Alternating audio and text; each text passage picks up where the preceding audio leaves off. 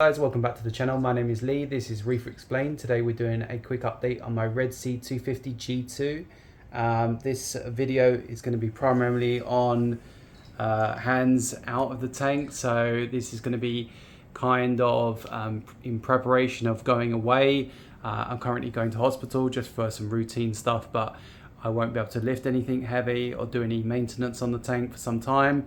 So what am I doing in preparation of this? And this may give you some helpful tips if you're not already doing this, so that it will help you along the way. So the first thing I've done is a few days before going away, say 3 days before, do a water change to eliminate any factors that may be building up. And obviously just to spruce up the tank.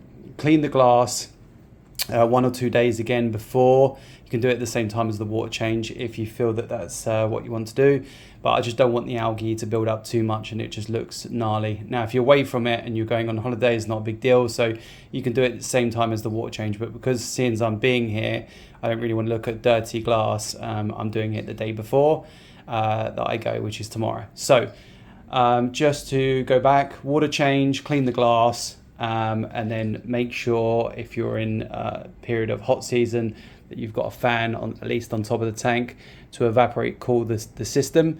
An auto feeder, if you're not able to directly feed the tank or you're going to be away for some time, so this is feeding on a 2-cycle schedule in the morning and afternoon, 2 spins, and majority of it does drop into the ring. Some drops on the side, but at least it's not dropping down the overflow, and that's the reason for the ring. It floats into there and allows the fish to pick at it, and obviously as it drops they catch it and they get it, and it doesn't go down this back overflow area.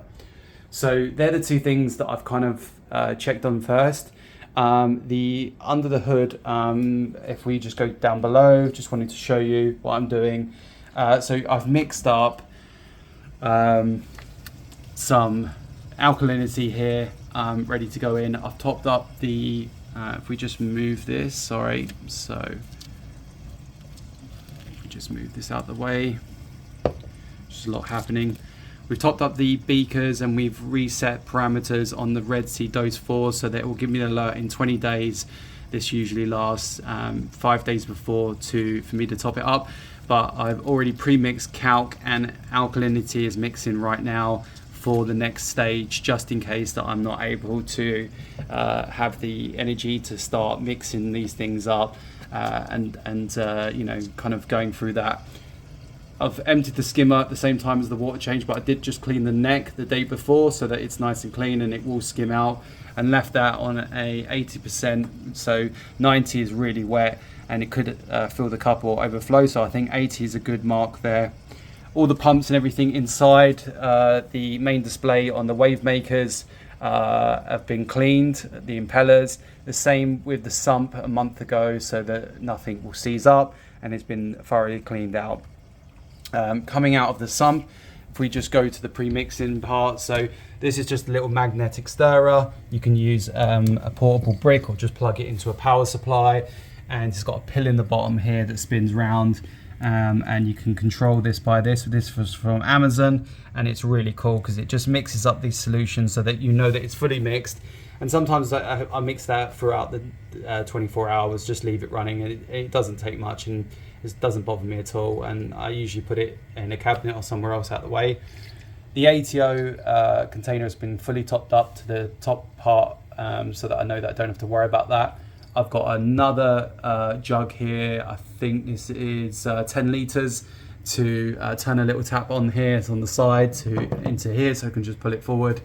And then we've got some pre-mixed RO water as well, and this is so that I can just grab one of these without lifting this or pulling it and causing myself any discomfort, or if anyone else was looking after the tank and needed to top up, they may not want to lift this, and if you could trust them to pour it into here without making a mess, just by lifting up this. But these are much easier solution. Just get yourself an Evian bottle, fill it up with RO, and then you can just pick it up and pour it straight into there, and anyone can do that. Don't need to be a rocket scientist to be able to do these things. Make sure everything's running on the tank as per cycle, so your pumps are running accurately, and the lights are on their schedule. Clean the glass on the outside of the display, And then what you can do is, if you're away from the tank and you've got a sitter coming in, you can either mix up your pre-mix food, maybe do a half of what you normally do, because the way that most of us people feed our hobbyists, we usually, what I do is, this is a day's feeding, and I feed this 2 or 3 times per day because I'm at the tank, I'm working from home, so I can do this. When I'm not here, I pour a bit in the morning, I leave the rest till the afternoon and pour the rest in. Even though the auto feed is kicking on, that's just a little treat for them to pick up, and I try not to go too crazy with that. But where I'm here constantly, I will turn off the auto feeder, but when I'm not able to, then I'll go away. The other thing is to check your nitrates, phosphates, your alkalinity, calcium and magnesium before you go away, so you know what parameters are. Write a little note down somewhere. You can use a post-it note, and then you keep an eye and test it when you come back to see what's happening with the tank. And I'm going to feed some Goni Power by 2 little fishies here. So just pre-mix in the same water from the tank.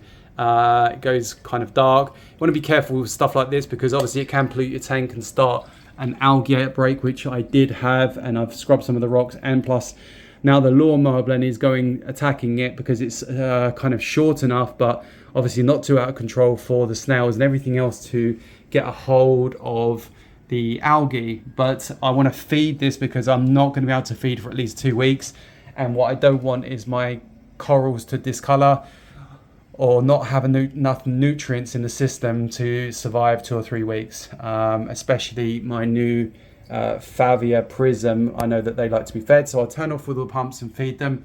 There's the lawnmower, Starry Lawnmower Blenny.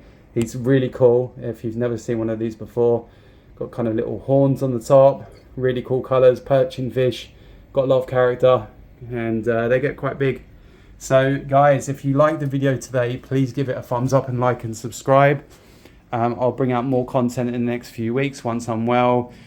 But for now, I just wanted to really share what I do before I go away on holiday, and also in preparation of that. Another thing, as I mentioned before, you can add some cameras to the system.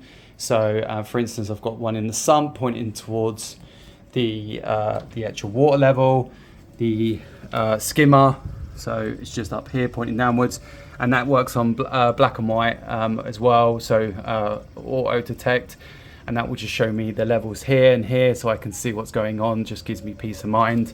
Also had another one which is a bit crazy, but it's on the ATO container wall here pointing down, so I can see the actual level because it's a clear container.